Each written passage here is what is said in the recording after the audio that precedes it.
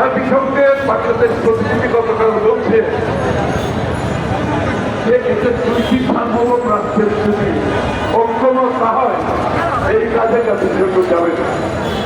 এখানে মায়ানমার বাংলাদেশের সাথে কোনো আর এর বাইরে যেতে হলে আপনাকে জাতিসংঘের নিরাপত্তা পরিষদে এটা পাঠ করতে হবে, এটাও করেন।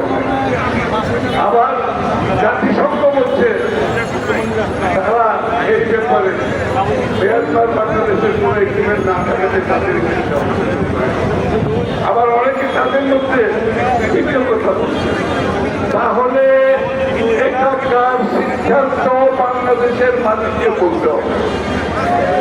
এটা কার সিদ্ধান্ত বাংলাদেশের মানুষ জানতে চায়? এই সিদ্ধান্ত কার স্বার্থে বাংলাদেশের মানুষ জানতে চায়? অথবা এটা কি হতে পারে বাংলাদেশের স্থিতিশীলতা নষ্ট করে অন্য কোন চিন্তা তাদের মনে আছে যারা এটা করতে যাচ্ছে? বাংলাদেশের স্থিতিশীলতা নষ্ট করে অন্য কোনোভাবে আর কোন চিন্তার মধ্যে তারা চলছে কিনা এটাও তো বোঝার দরকার আছে। যাই হোক, বাংলাদেশের নির্বাচিত সরকার আসলে জনগণের কথা বলিয়ে বিবেচনা করা হবে। বাংলাদেশের মানুষের কথা বলছি, বাংলাদেশের জনগণের নয়, শুধু বাংলাদেশের নিরাপত্তা আমাদেরকে সম্মানে রাখতে হবে। আমরা এখানে কোনো সংযুক্ত স্বাধীন রাষ্ট্রে সম্পূর্ণভাবে থেকে বাংলাদেশের নিরাপত্তাকে আমরা ভয়ঙ্কর একটা দিকে ঠেলে দিতে পারি না, একটা ঝুঁকিতে ঠেলে দিতে পারি না। এখন কথা হচ্ছে সব কিছু শেষ হওয়ার পরে নির্বাচন কবে, রোডম্যাপ কবে, দয়া করে সবার সাথে কথা রোডম্যাপ না দেওয়া পর্যন্ত বাংলাদেশের সবাই আজকে অপেক্ষা করে তাদের সিদ্ধান্ত স্থগিত রেখেছে। নির্বাচনের পরে সবাই এটা অন্য কোনো সিদ্ধান্ত। এখানে যে বিদেশিরা আসছিল তাদের শেষ প্রশ্ন ছিল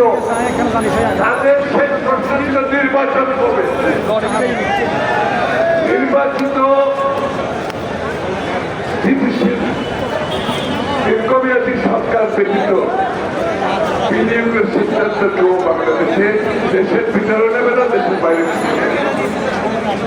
এখন যত বেশি বিলম্বিত হবে বাংলাদেশের প্রতি মানুষের আস্থা আস্তে আস্তে কমতে হবে,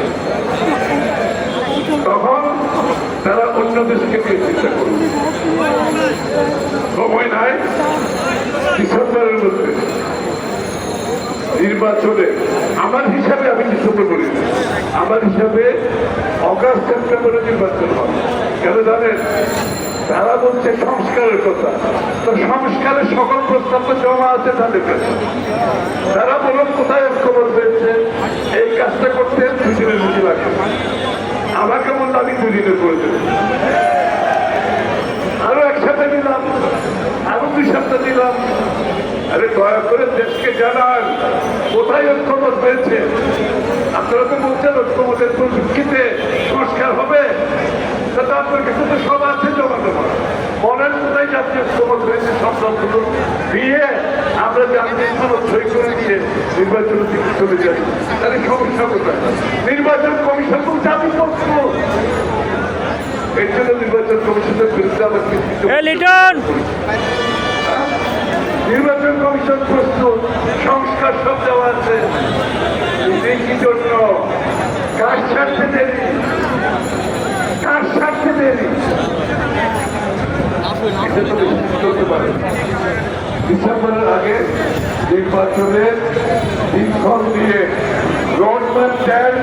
বাংলাদেশের মানুষ তৈরি হতে হবে, বাংলাদেশে আগামী দিনে যারা বিনিয়োগ করতে আসবে তাদেরকে তৈরি হতে হবে, বাংলাদেশের সাথে যারা আগামী দিনে কাজ করতে চায় তাদেরকে তৈরি করতে হবে। সবাই অপেক্ষায় আছে, আর অপেক্ষার সময় নাই।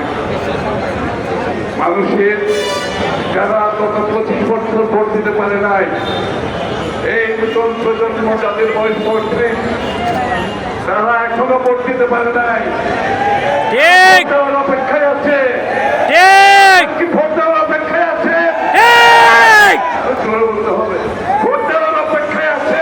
আছে আরে ভোট চায় না কারা? আমরা মাঝে মাঝে শুনি বাংলাদেশের মানুষ ভোট চায়, ভোট চায় না কারা? হ্যাঁ, ভোট যারা চায় না, যারা যারা ক্ষমতা এরকম যারা ক্ষমতার মজা মারছে তারা ছাড়া বাংলাদেশের প্রত্যেকটা মানুষ তার ভোটাধিকার করেছে। সুতরাং ভোটের বিপক্ষে, গণতন্ত্রের বিপক্ষে অবস্থান না অতি সত্য নির্বাচনের রূপক করে ফেলে। মানুষ ভোট দিয়ে তার মালিকের ফিরে ফেলে।